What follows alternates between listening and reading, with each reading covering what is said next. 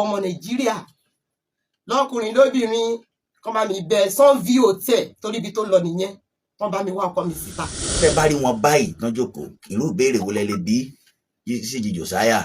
wọ́n kàn béèrè ni màá kàn sọ fún pé kó bá mi wá ọkọ mi ṣùgbọ́n no invite ẹ̀ is the organizer kó of the bá yín wá program. ọkọ yín. bẹ́ẹ̀ ni sà òun ni organizer program yẹn àmọ́ pọ̀ nǹkan ló ní NGO bẹ̀tẹ̀ òun ni organizer.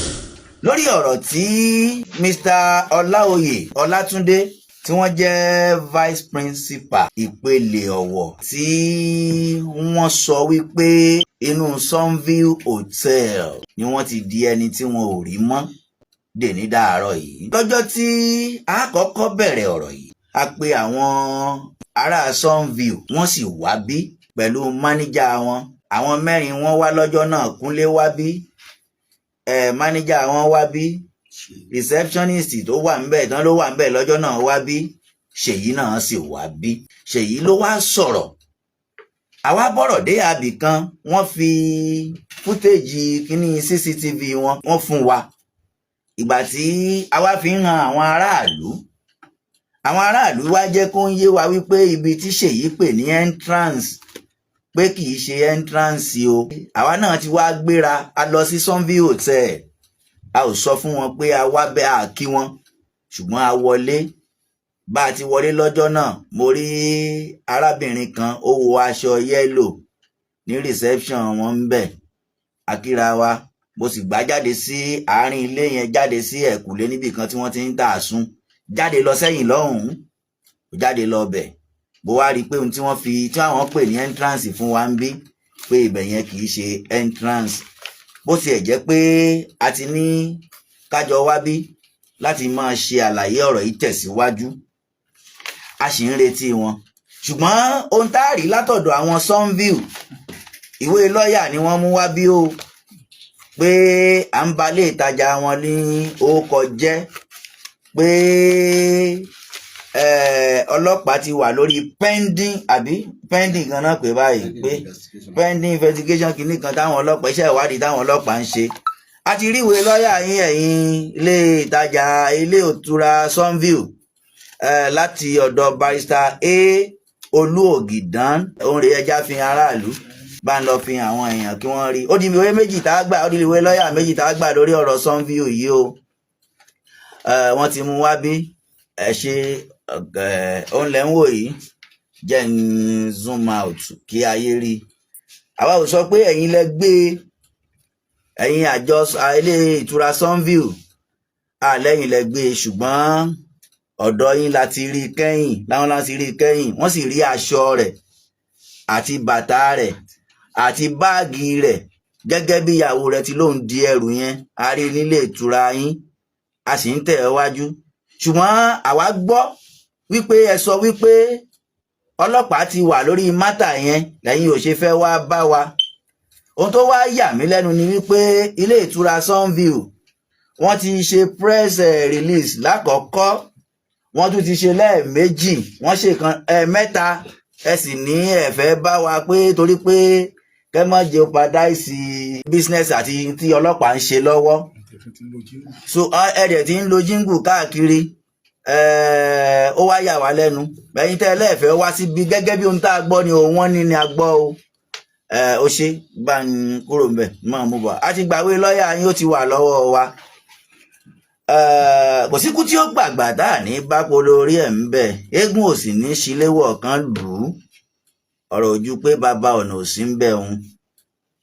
ẹ̀yin Sunview ẹ kú iṣẹ́, à ń retí yín, à ń retí Ṣèyí, torí pé Ṣèyí gan tí wọ́n fẹ̀sùn kàn pé òun gangan òun àti Síjì, wọ́n lòun ni ọ̀rọ̀ wà láàrin òun àti Síjì, Ṣèyí àti Síjì, wọ́n ní àwọn méjèèjì gẹ́gẹ́ bí àwọn èèyàn ti wí, wọ́n ní adẹ̀bẹ̀ Ṣèyí, èmi fúnra mi pé Ṣèyí pé kó fún wa nọ́mbà Síjì ká pe Síjì, ó ní fóònù òun ti wáìpù dànù, ó ló ti wáìpù, ló sọ fún mi o, òun ò ní lọ́wọ́. a sì ní ó dá ẹjẹ́ àpàdé ní sátidé, ọlọ́run ó pe ọ̀gá àwọn, torí àwádìí wa nọ́mbà Ṣèyí kan láti pè é, ọlọ́run ó pe àwọn ọ̀gá òun, ó sì ní fóònù ti wáìpù dànù.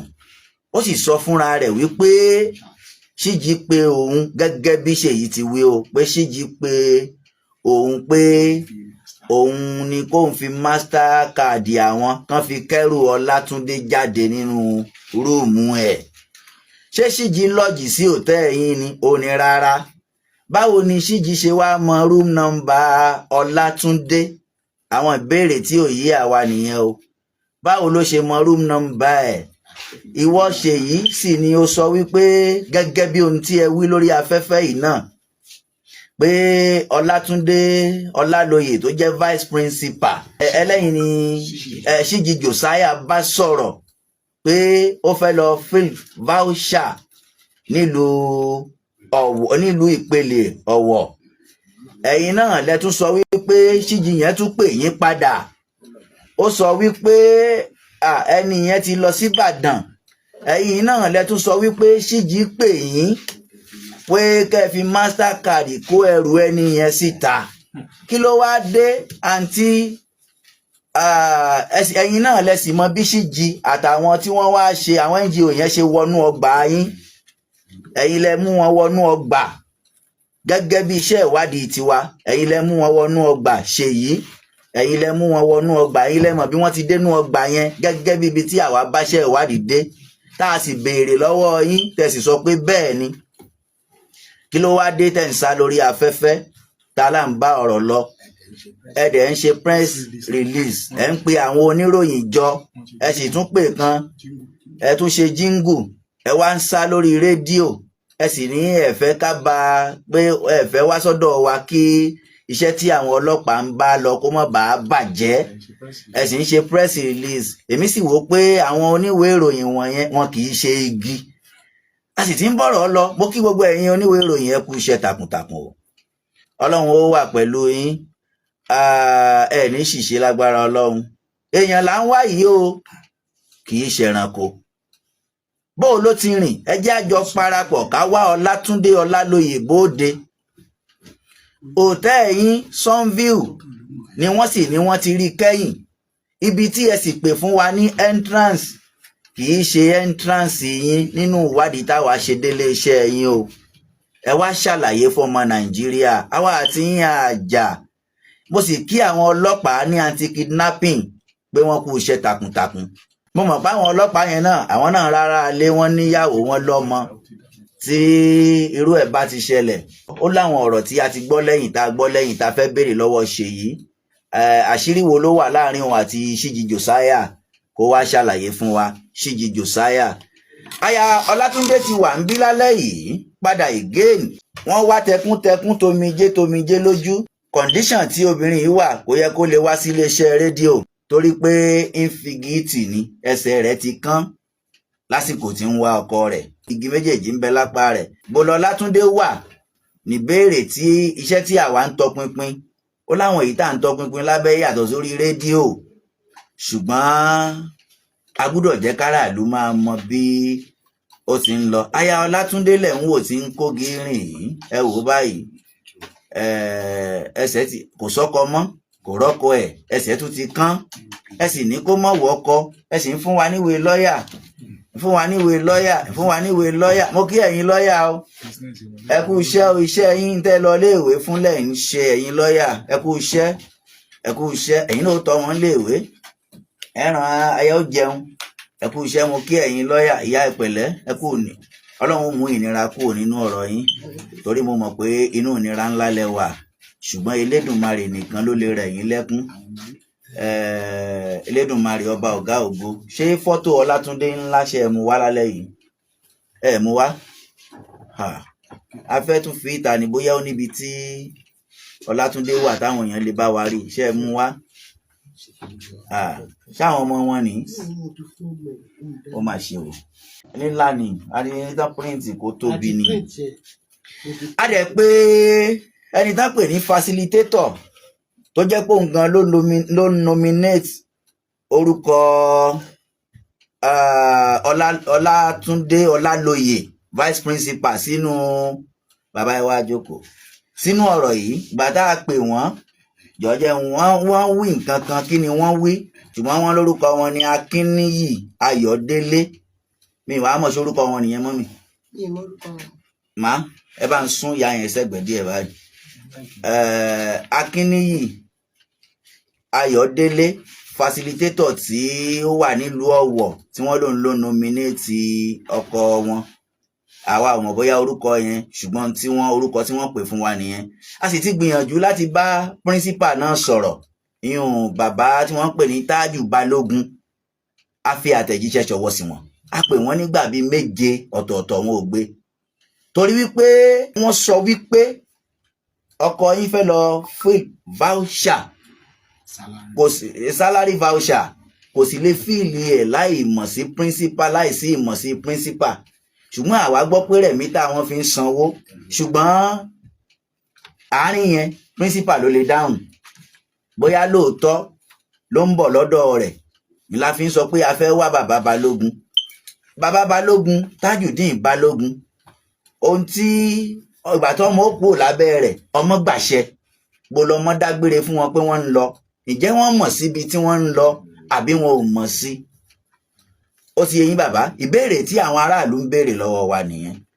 Ìdí tí wọn ò fi wá gbé ìpè wa, àwa ò mọ̀. A sì fi àtẹ̀jíṣẹ́ ṣọwọ́ sí wọn, SMS, WhatsApp, wọn ò dá wa lóhùn. Lóòótọ́ a mọ̀ pé òṣìṣẹ́ ìjọba ni wọ́n, ṣùgbọ́n ọ̀rọ̀ tó wà ńlẹ̀ yìí ó kan àwọn gbọ̀ngbọ̀ngbọ̀n.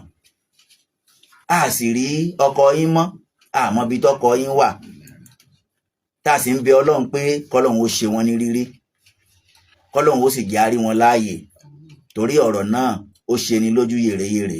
Ẹ jẹ́ á gbóhùn lẹ́nu ẹni tẹ́ pé ń facilitator, á pè wọ́n. Bàtà bá wọn sọ̀rọ̀, kí lohun tí wọ́n wí. Yes, sir. Ọmọ ẹ̀dẹ́ máa lórúkọ mi, sir. Ok, ẹ ká ló sà. Ṣé dáadáa lẹ́wà, sà? Adúgbò, sà. Ẹ pẹ̀lẹ́, sà. Yes, sir. Mo gba nọ́mbà yín lọ́wọ́ ìyàwó Mr. Alátúndé. Ok, so bẹ́ẹ̀ wọ́n tí wọ́n sọ wọ́n ní ẹ̀yin ni ẹ kọ orúkọ wọn sílẹ̀ ibi tí wọ́n lọ nígbà tí wọ́n lọ lẹ́yìn pàṣípọ̀ tó wà lọ́wọ́. So ń gbà náà ti sọ lérí ọ̀dọ́ yìí, so máa àṣewá òpó máa dà pé lẹ́yìn náà lè sọ sáìtì. Ìmọ̀ tèmi kan lè sọ pọ̀ náà ni pé àwọn lọ́ọ̀yà wa ṣì ti cover matter yẹn, because as it is now ilé òde I cannot speak with you now láyé pé o ní wọn pé go ahead office, and besides I don't know much about the man's whereabouts. Sọ pé mo ti sọ pé ẹ mọ̀ pé téèyàn bá ti àwọn ẹ̀rí bàbá wa lè máa ń sọ pé ìwàkuwà léèyàn máa ń wá nǹkan tó bá sọ. So sọ wípé ẹ mọ̀ bó ṣe ṣe mọ̀ tó bá jẹ́ pé wọ́n ṣe lọ yẹn náà wọ́n fi ilé ta wọ́n lọ́rẹ, wọ́n fi mọ́tò ta yín wọ́n lọ́rẹ, ẹ̀yin kọ́ náà ṣàmà kó fún. So nǹkan tó ṣẹlẹ̀ nìyẹn pé sọ pé ṣìkà pé contribution tí náà lápẹ́. Ẹ̀bùn má bínú rárá èyí lè fún ilé sí báyìí. Ẹjọ́ tó wà gbọ́ sí ẹjọ́ kí lórúkọ tí yín náà bọ̀ tí mo ti gbọ́ yín sà. Ẹni? Ó ní ẹjọ́ kí lórúkọ tí yín náà sà. Mi ò fún lórúkọ mi o. Ojú wà lára ẹ̀ka. Ẹ ṣe. Ẹ káalẹ́ mà. Ẹ káalẹ́ sà. A tiẹ̀ ń sọ̀rọ̀ látẹ̀ẹ̀kan. Mo mọ̀ bóyá ẹ ti gbúrò ọkọ yín, kó má di pé bóyá kàn ń yín àgbàdo sẹ́yìn gbá, bóyá ẹ ti rọ́kọ yín. Àti gbúrò ẹ̀. Àwọn ìgbésẹ̀ wo lẹ́yìn náà ti gbé? Ẹ mọ̀ pé torí ẹsẹ̀ mi tó jẹ́ kí n lè lọ anywhere, but dáàdì wọ́n jẹ́ gbọ́n wọn. Wọ́n ti gbé ìgbésẹ̀ lóríṣiríṣi, wọ́n ti lọ sí wọ́n pè wọ́n ní SARS láàárín ọ̀sẹ̀, so wọ́n dẹ̀ ti lọ bẹ̀. Àwọn ló lè dáhùn ìbéèrè díẹ̀. Ọkùnrin tí a interview yẹn, bóyá lè jẹ́ kí n sọ kankan díẹ̀ nípa. Ẹ sọ̀rọ̀. Ìgbà tí ọ̀rọ̀ yẹn ṣẹlẹ̀, message nọ́mbà tó fi send message pé kán resume ní hòtẹ́ẹ̀ yẹn Sunview yẹn mo pe máa yẹn ní pé wọ́n wà ní church pé àwọn máa pè mí after the service máa yẹn pè mí padà so mo rò pé máa yẹn ló wá pe facilitator ti Ọ̀wọ̀ so ìgbà tí mo wá sọ fún pé ẹni participant ní tẹ nominate lọ́wọ́ o mi máa rí wọn o àwọn wá ní Jesus ó ní àbúrò òun tó jẹ́ staff wọn nípele ló nominate ẹ̀ fún un ó dẹ̀ porúkọ àbúrò ẹ̀ yẹn. kí n náà pọ̀ ọkọ̀ àbúrò wọn yẹn. Mr. Ariyo. Ariyo wọ́n ń gbọ́ yín màmá wọ́n tẹ̀ wájú. so in fact ó fẹ́ porúkọ Mr. Ariyo yẹn tó gbà mẹ́ta pé Mr. Ariyo àbúrò òun ló nominate ẹ̀ fún òun Mr. Ariyo àbúrò òun ló nominate ẹ̀ òun ló korúkọ ẹ̀ fún òun so àwọn mo rò pé ẹni tí mo pè tó náà wà church yẹn òun náà ló pe coordinator Mr. CG lọ́jọ́ yẹn náà tí Mr. CG náà bẹ̀rẹ̀ sí ń pè mí. ṣé orí afẹ́fẹ́ la wà yìí o. bẹ́ẹ̀ sà. gbogbo ayé sì ń gbọ́ wa. bẹ́ẹ̀ ni sà. ìgbà wo àkọ́kọ́ wo lọkọ yín kọ́kọ́ lọ báyìí rí. kò sí kó lọ sẹ́mínà kó má padà àbí kó jáde kò kí ń jáde ó ń jáde except church. ṣé wọ́n ti wà nílérí tí wọ́n kàn rìn jáde tí. kò padà wá sílé. bóyá ẹ wá wọn díẹ̀ kẹ́ tó rí wọn. kò sí rí. ó ti tọ́dún mélòó tí wọ́n ti ń ṣiṣẹ́ olùkọ́. láti year 2000. wọ́n ti ṣe. àwọn sẹ́mínà mélòó ni wọ́n ti lọ tí ẹ lè rántí tí wọ́n sì padà wálé. kò sí. mo ń gbọ́ yín. kò sí. ṣé kí ni nbó ni ó ń dùn wọ́n tí wọ́n fi máa ń kàn sí hospital lóòrèkóòrè. yìí kò sẹ́ni tí ò mọ̀ wọ́n ń ṣàìsàn o even tó bá ní malaria báyìí kákan lie down within kínní ó dìde nìyẹn ń lọ gbogbo àwọn àdúgbò gbogbo everybody ló mọ̀ pò mò ń sọ̀rọ̀ bẹ́ẹ̀ kì gan gbà mí gan ẹ máa rò pé báwo lẹni ṣe dá mi lóhùn that's just his nature. Ǹjẹ́ wọ́n ti complain nípa ọ̀rọ̀ bóyá orí rí bóyá. Ara o kò ní káàdì hospital kankan rí. No bóyá ti ní ìgbà tán sọ fún yín pé bóyá orí àwọn ń ṣe bákan o bóyá wọ́n ti sọ̀rọ̀ àwọn kan bẹ́yẹn fún yín. Ara o ara. Family hospital ò lẹ̀ ń lò. FMC Federal Medical Center o.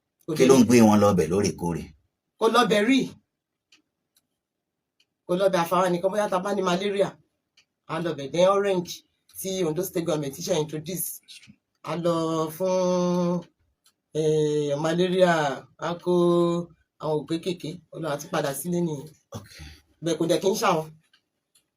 Bólẹ̀ wá gẹ́gẹ́ bí ìyàwó tẹ́ ẹ ti fẹ́ ọkọ yín ó ti tọ́dún mélòó tẹ́ ẹ ti fẹ́ wọn báyìí. About 21 years ago. 21 years. Nínú ìrírí ìgbéyàwó ẹ̀yin àti wọn bólẹ̀ yín rò pé bóyá wọ́n lè lọ bóyá wọ́n ṣeré lọ àbí ibi tán ti ń tẹnu mọ́ fún yín pé mo fẹ́ débi báyìí lọ́jọ́ kan ó wù mí láti débi báyìí. Kò sí o kò síbi tó the only thing tó kàn máa ń sọ ní ọ̀rọ̀ church pé tóun bá kàn tẹ̀ ní opportunity òun improve ara wọn ní ọ̀rọ̀ church activities. Ilé ìjọsìn wo lẹ ń lọ? Anglican Church. Ó dáa. Madam mo lẹ wá rò pé ọkọ yín lè wà báyìí. Mi mọ̀ rárá. Ǹjẹ́ Ṣíjì Josiah ti padà pè yín? Kò pè mí àtọjọ́ tó ti pè mí last that was on Monday tí incident yẹn ṣẹlẹ̀ àtọyẹn yẹn kò pè mí. Ìjà àwọn Sunview Hotel ti kàn sí yín. Wọ́n pè mí wọ́n kàn tẹ̀ pè mí rí wọ́n béèrè mi rí. Kí lẹ̀yin wá rò pé a lè ṣe gẹ́gẹ́ bí abiyamọ bóyá a tún lè rí ọgbọ́n kan dìmú lára yín. Kò sí nǹkan tí mo àrọwà náà tí mo pa sí ní pé ká bá mi pariwo àti gbogbo ọmọ Nàìjíríà lọ́kùnrin lóbìnrin kán bá mi bẹ Sunview Hotel torí ibi tó lọ nìyẹn kán bá mi wá ọkọ mi síta. Sunview Hotel kó yóò ní bó ṣe dé Sunview. Ìgbà tó débẹ̀ apẹ̀rà ó lóun ti wà ní Sunview Hotel o yàrá kankan lọ́ fún ní kálukú o ibẹ̀ máa dáa o kó nǹkan tẹ mọ́ ọmọ kan dání tá a bá rí bẹ́ẹ̀ bó ṣe fáìn tó ó ṣàlàyé ibẹ̀ lẹ́kùnrẹ́rẹ́ bíbẹ̀ yẹn ṣe dáa. a fẹ́ rí Ṣíjì Jòsáyà ẹ wá ní kò kàn sí yín. Kò kàn sí mi o, kò pè mí. kí lẹ̀yin rò pé tẹ bá rí Ṣíjì Jòsáyà báyìí kí lẹ rò pé ẹ lè bá sọ. kò sí nǹkan tí mo lè bá sọ ju pé nǹkan tó sọ fún mi pé màdámù ṣé wọ́n ti délé o. rárá kí tẹ bá rí wọn báyìí tán jókòó irú ìbéèrè wo lẹ lè bí Ṣíjì Jòsáyà.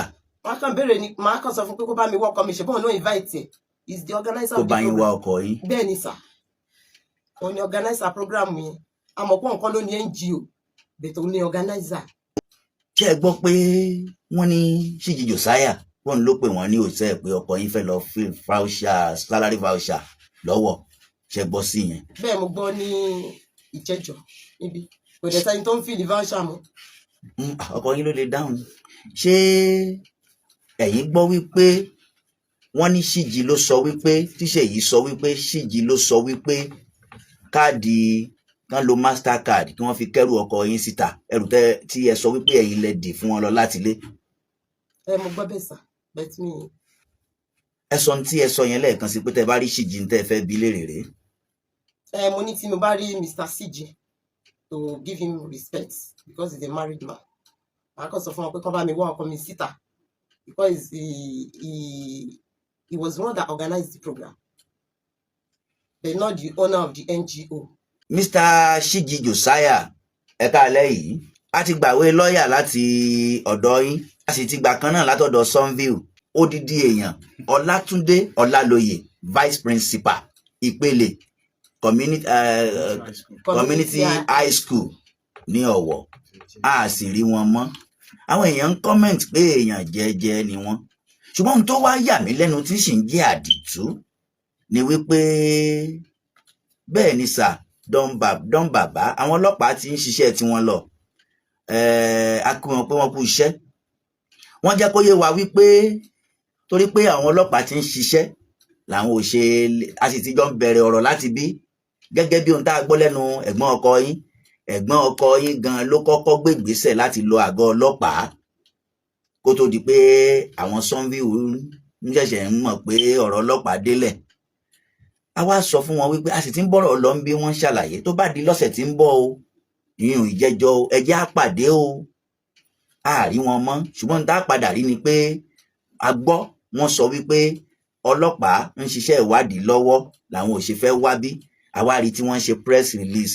lóríṣiríṣi gbàtẹ́ wá mọ̀ pé ọlọ́pàá ń ṣiṣẹ́ ìwádìí kí lẹ̀ ń ṣe press release lé lórí tẹ́ ń lo jingle káàkiri radio station ẹ sì ń sá fún ibi tí ẹ ti bẹ̀rẹ̀ ọ̀rọ̀ ohun tó wá ṣẹlẹ̀ ni wípé obìnrin kan wà ní Sunville tó jẹ́ Ṣèyí wọn ó sọ wá gbọ́ wípé òun ló mọ àwọn Ṣíjì Jòsáyà rí tí àwọn ọkọ yìí fi dé hòtẹ́ẹ̀ yẹn òun yìí náà ni Ṣíjì Jòsáyà pè pé ọkọ yìí fẹ́ lọ fill salary voucher ní Ọ̀wọ̀ òun náà ló tún gẹ́gẹ́ bí Ṣèyí ti sọ òun náà ló tún pè pé ọkọ yín ti rárá òun kọ́ ẹnìkan lọ Ìbàdàn òun náà ló tún mọ room number Ṣèyí sì sọ wípé Ṣíjì ò bá wọn dúró lóòtẹ́ẹ̀ kò lodge báwo ló ṣe mọ tí ń ṣẹlẹ̀ Ṣèyí sì tún sọ wípé lọ́jọ́ Thursday ó kọ ọkọ yín ò sí nínú ìwé ṣùgbọ́n lọ́jọ́ Friday tí wọ́n fẹ́ ṣe àsun ó kọ ọkọ yín wà nínú ìwé ta ló fún wọn ló kọ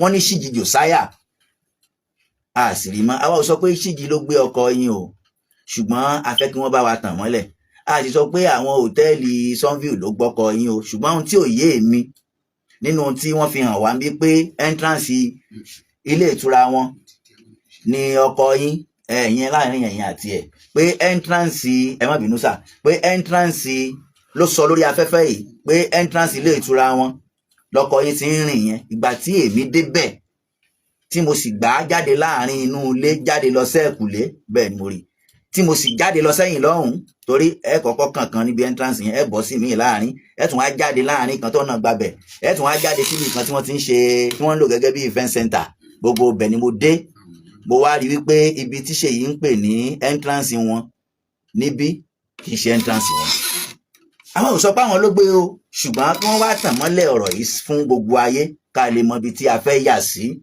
a lè mọ ibi tá a fẹ́ yà sí ṣùgbọ́n kókó ọ̀rọ̀ àwọn ọmọ rèé gìlọ̀tọ̀ yìí wọn ò rí bàbá wọn mọ́ àbáwọn ọmọ wọn kọ́ yìí wọn ò rí bàbá wọn mọ́ àbí kí lẹ̀yin náà fẹ́ sọ ẹ̀yin ọmọ ẹ wá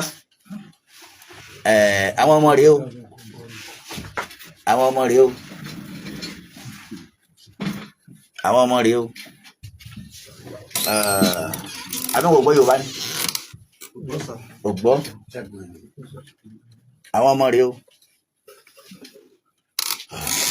bóòlù kálẹ̀ o kí ló kọ rẹ. Ọlámiyì Olúwatìmílẹ́yìn Kílẹ̀. Bàbá rẹ ń kọ́. Àwa wọn sá. ẹ̀ ń wá wọn Bẹ́ẹ̀ láti ìgbà wo lẹ ti ń wá wọn àtọjọ́ Sunday August 24. lẹ ti ń wá wọn Bẹ́ẹ̀ bó ni wọ́n wá wà báyìí ìmọ̀ ibi tó ń wà sá. kí ló wá fẹ́ káwọn ọmọ Nàìjíríà ṣe sọ̀rọ̀ yìí kí ló fẹ́ ká ṣe. Ó fẹ́ jẹ́ kí àwọn ọmọ Nàìjíríà wọ́n bá mi wá bàbá mi.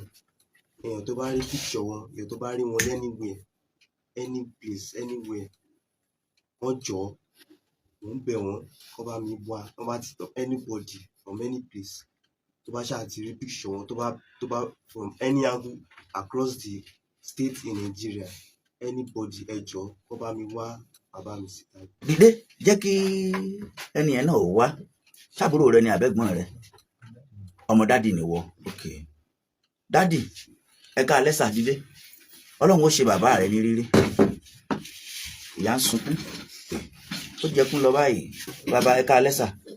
Ẹ káalẹ́ sà. ẹ rán mi létí ó kọ yìí o. Orúkọ mi ni Ọlálóyè Zychius. mi ò mọ̀ bóyá ẹ ti gbúrò àbúrò yín. Àti ìgbúrẹ́ o, òun la fi ń wá síbí. Tàdé ń bẹ Sunview Hotel kan jọ àti gbogbo ọmọ Nàìjíríà lápapọ̀. Àwọn ajàfẹ́tọ̀ọ́ ènìyàn ọmọ Nàìjíríà kan jọ kan jáde. Àlówó lọ́yà, àlówó anything. Ṣùgbọ́n kán ràn wá lọ́wọ́. Kò lè lọ bẹ́ẹ̀ kó má dàbí ti Ilé Ifẹ̀.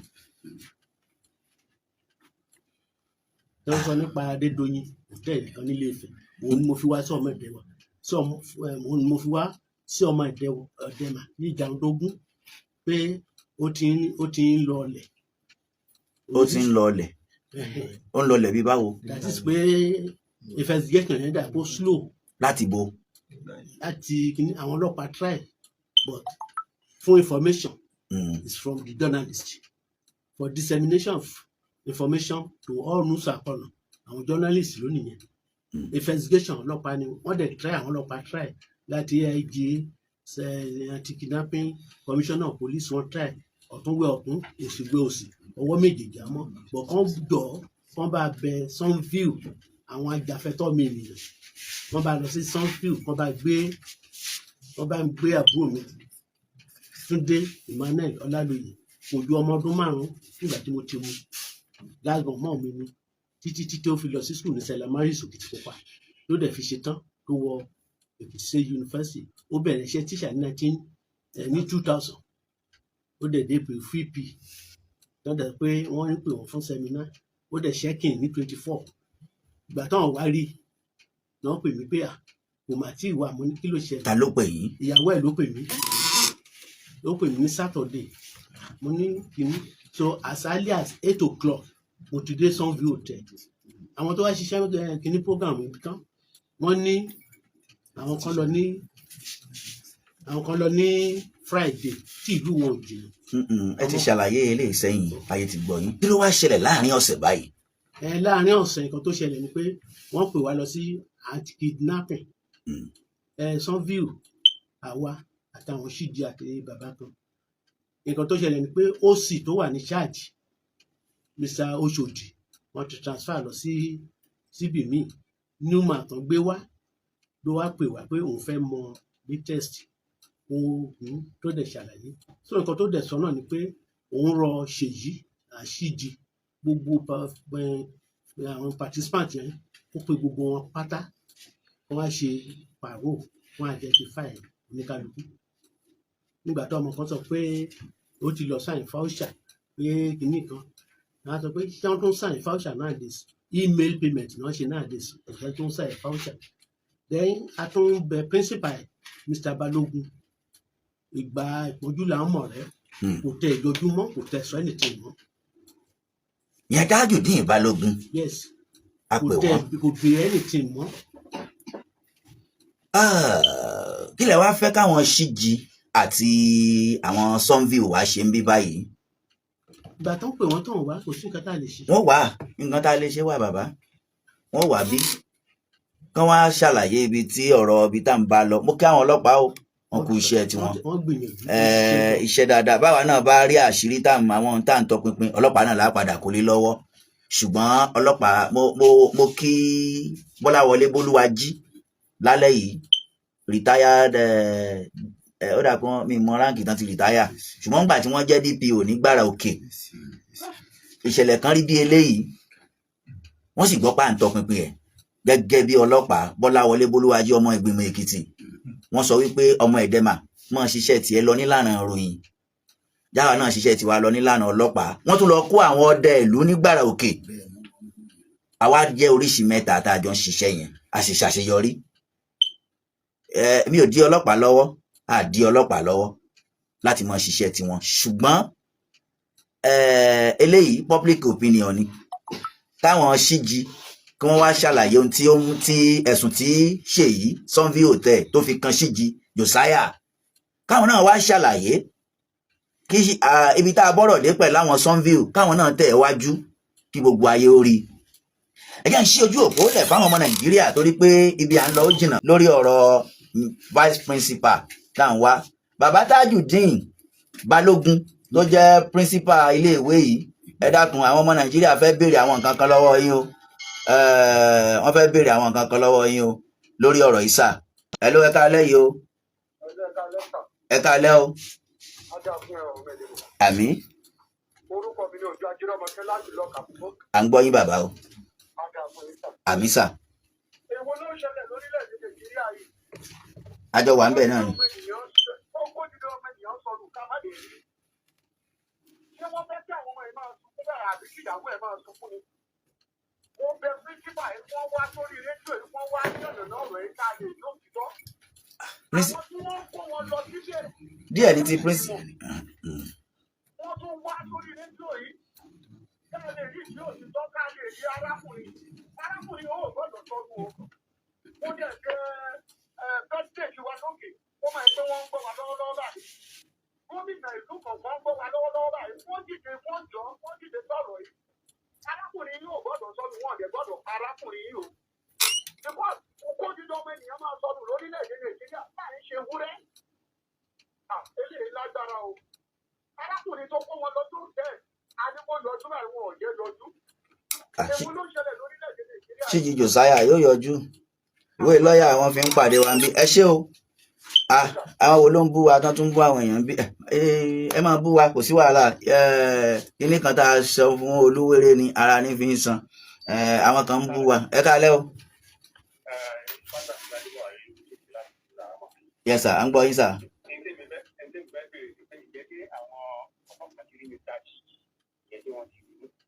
wọ́n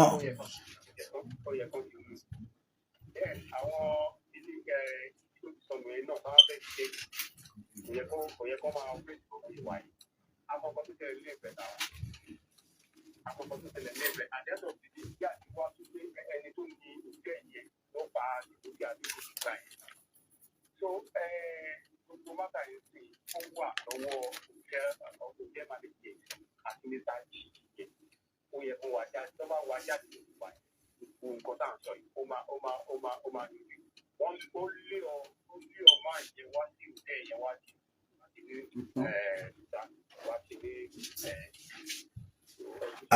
àwa oníkálukú pẹ̀lú èròǹgbà tiẹ̀ ni o. ẹ ṣé, ẹ jẹ́ àgbà kan sí i torí ìyá ọlọ́run ó ṣọkọ yín ní rírí, bàbá ọlọ́run ó ṣàbúrò yín ní rírí, ẹ̀yin ọmọ ọlọ́run ó ṣe bàbá yín ní rírí. gbogbo ẹ̀lú ẹ káalẹ́ o. yes sir, yes ma, à ń gbọ́ yín ma o.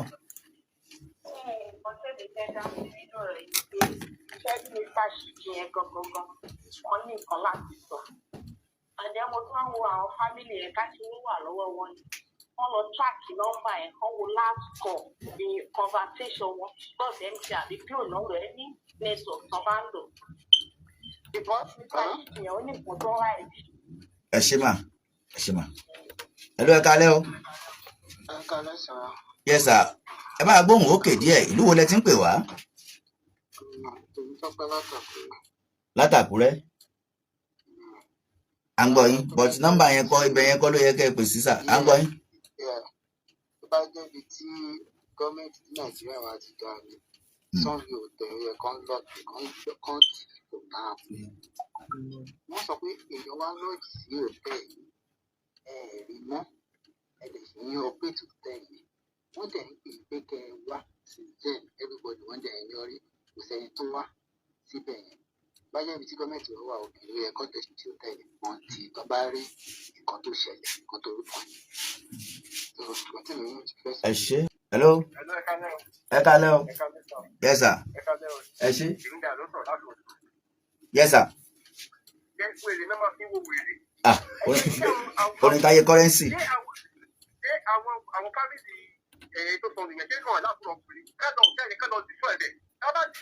jungle justice nìyẹn o.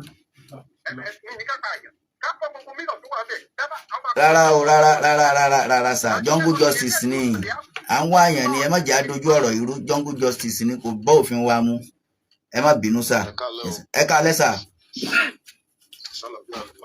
adúpẹ́ sà ó kọ yín ìlú wo lẹ ti ń pè wá.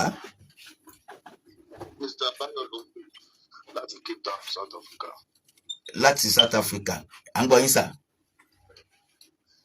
lórí ọ̀rọ̀ tí ẹ sọ lọ́wọ́ nípa vice principal